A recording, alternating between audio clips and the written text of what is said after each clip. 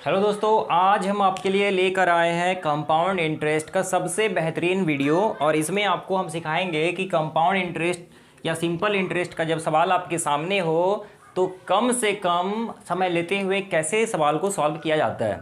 अभी तक आप सीखे होंगे, अगर आप क्लास 10th में अभी हैं तो आपको पता होगा कि अगर कभी भी हमको कंपाउंड इंटरेस्ट निकालना पड़ता है तो हम एक फार्मूला का यूज करते हैं, a माइनस पी। ठीक है, और ए निकालने के लिए आप पढ़े होंगे p इंटू 1+r/100 का पावर में n लिखते हैं। ठीक है, या अगर डायरेक्ट CI निकालेंगे तो आप ऐसा लिखते हैं 1+r/100 का पावर में n माइनस इसके बाद क्या कर देते हैं, p कर देते हैं। ठीक है, तो ये चीज़ आप पढ़े हुए हैं, लेकिन जब आप एग्ज़ाम में होंगे और 2-3 साल के लिए यहाँ पे वैल्यू दे देगा तो आपका टाइम तो ऐसे ही चला जाएगा 10 क्वेश्चन के बराबर। तो क्या हो मेरा तरीका, ठीक है, इस वीडियो में हम लोग सीखने का कोशिश करते हैं। तो उससे पहले आपको मैं 2 चीज़ बताना चाहूँगा कि परसेंटेज का एक वीडियो मेरे चैनल पे बना हुआ है जिसमें हम कुछ बेस वैल्यू का परसेंटेज बोले हैं। अगर आप वो याद कर लेते हैं या प्रैक्टिस कर लेते हैं परसेंटेज का कुछ वैल्यू, तो सिर्फ SI CI नहीं, ऐसा मैथ जो भी चैप्टर हो उसमें उसका आप यूज कर सकते हैं, लाभ ले सकते हैं। क्या है वो बेस वैल्यू? अगर हम आपको बोलते हैं 1/2 तो इसका मतलब आप समझिएगा 50%। आधा का मतलब क्या होता है, 50%। थोड़ा सा टाइम लेके परसेंटेज डिस्कस करते हैं, उसके बाद देखिए बहुत मज़ा आ जाएगा। परसेंट का मतलब होता है परसेंट, प्रति 100। हिंदी में बोलते हैं प्रतिशत। मतलब कोई भी चीज़ 100 में कितना है, इसी चीज़ को नापना क्या वो कहलाता है, परसेंटेज कहलाता है। कोई भी चीज़ 100 में कितना है। अगर कोई बच्चा मान लीजिए कि 5 में 4 नंबर लाता है, 5 नंबर में 4 नंबर लाता है, तो हम ये नहीं बोल सकते इसका परसेंटेज 4 है ना। अगर ये 4 में 5 लाता है तो 100 में कितना लाता है, तो 100 में कितना लाता है, तो 100 में 40 लाता है, सॉरी 100 में कितना लाता है, 80 लाता है। तो हम इस 80 को बोल सकते हैं कि ये इसका क्या है, परसेंटेज है। बात समझ में आया, नहीं समझ में आया? देखिए फिर से समझिए। अगर हम लोग को कोई बोल दे कि जैसे आपने मार्क्स कैसे निकालते हैं, अगर आपका 500 नंबर का परीक्षा हुआ, आपको 400 नंबर मिला, तो प्रतिशत में बदलने के लिए हम लोग 100 से गुना करते हैं। नहीं तो देखो ये 2 0 इसको ख़त्म कर दिया, 5 एकम 5 सॉरी 5 8 40 होता है, 1 शून्य हो गया, 80% निकल गया। ठीक, तो वही चीज़ मैं आपको यहाँ समझा रहा हूँ कि अगर हाफ फ्रैक्शन में हाफ लिखा है तो मतलब 50%, अगर 1/3 लिखा है तो 33 होल 1/3% होता है। 1/4 का मतलब हुआ 25%, 1/5 का मतलब क्या हुआ, 20%, 1/6 का मतलब हुआ 16.2/3%, 1/7 का मतलब ये हुआ 14.2/7%। ठीक है, 1/8 का मतलब क्या हुआ, 12.5%, 1/9 का मतलब हुआ 11 होल 1/9%, 1/10 का मतलब हुआ 10%, 1/11 का मतलब हुआ 9 होल 1/11%, 1/12 का क्या मतलब हुआ 8.1/3%, 1/13 का मतलब क्या हुआ 7.9/13%, 1/14 का मतलब क्या हुआ 7.1/7%। उसके बाद 1/15 का मतलब क्या हुआ 6.2/3%, 1/16 का मतलब क्या हुआ 6.1/4%, 1/30 का मतलब क्या हुआ 3.1/3%, 1/40 का मतलब क्या हुआ 2.5%, 1/50 का मतलब क्या हुआ 2%। बात समझ में आया? ठीक है, तो ये सब कुछ बेसिक वैल्यू है, आपको पता रहना चाहिए। ठीक है, चलिए अब हम लोग कंपाउंड इंटरेस्ट को स्टार्ट करते हैं। चलिए इतना पता होना चाहिए आपको। अब देखते हैं, मान लीजिए आपको कंपाउंड इंटरेस्ट निकालने सवाल में बोला है, प्रिंसिपल दे दिया है 1000 रुपये। ठीक है, रेट ऑफ इंटरेस्ट दे दिया है मान लेते हैं 10%, और टाइम दे दिया है 3 साल। तो टाइम दे दिया है 3 साल। ऑर्डिनरी मेथड ऑफ फार्मूला हम आपको बताएं वैसे निकालेंगे, लेकिन आज आप ये वीडियो में इस चीज़ को सीख के जाएंगे तो आप कितना तेज़ी से बनाएंगे।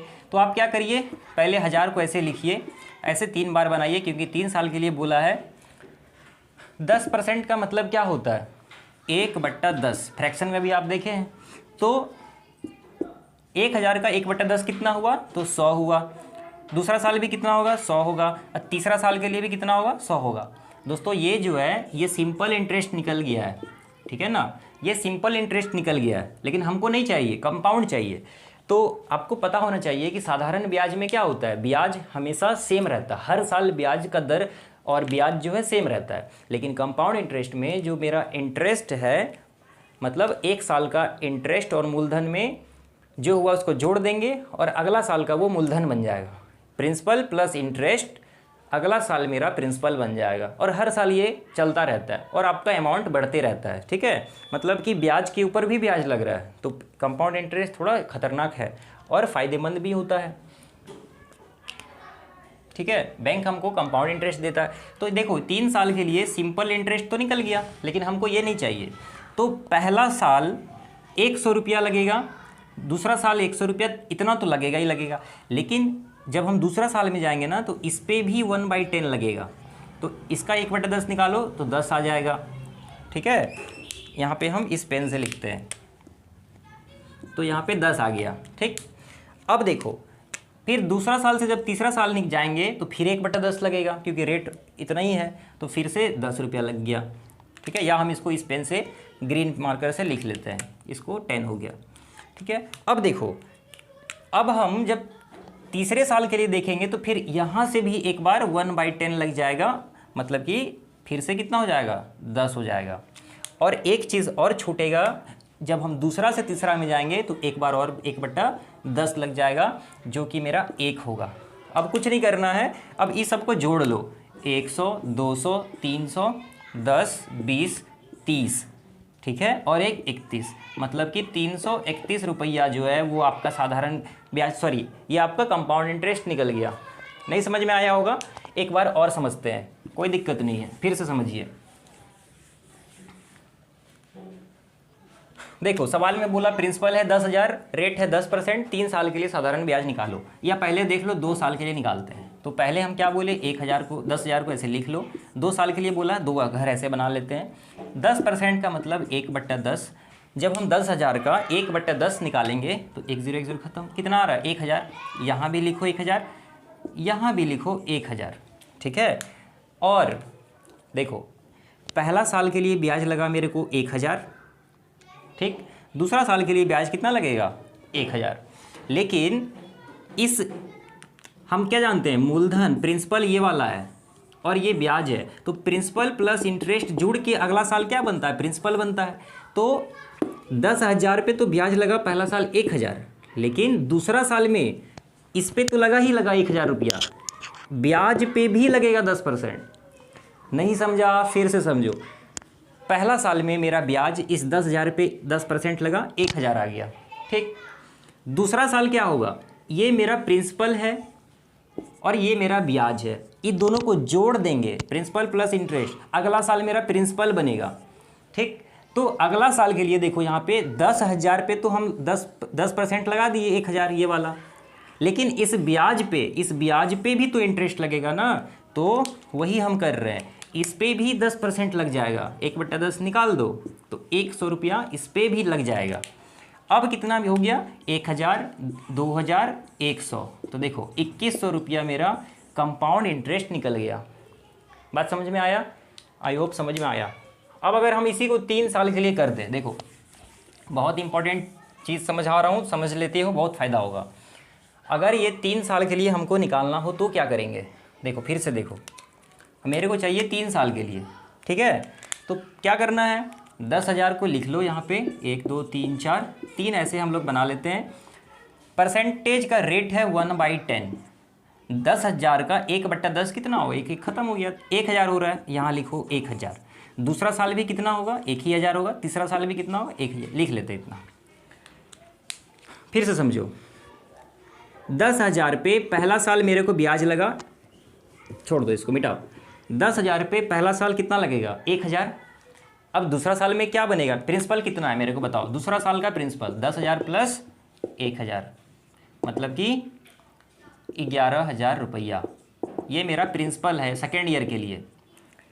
तो दूसरा साल हम क्या करेंगे? 10,000 पे लगेगा 10%, मतलब 1000, और इस ब्याज पे भी तो लगेगा 10%, तो इस पे कितना लगेगा 10%, 1/10 1/10 कितना हो गया 100। ठीक है, समझना, अब ध्यान से समझना। तो यहाँ पे हम लिख दिए 100। दूसरा साल का झंझट खत्म, तीसरा साल में आओ। तीसरा साल में मेरा 11,000 ये था, 100 यहाँ पे आया, मतलब 11,100 मेरा प्रिंसिपल बन गया। तीसरे साल के लिए जो है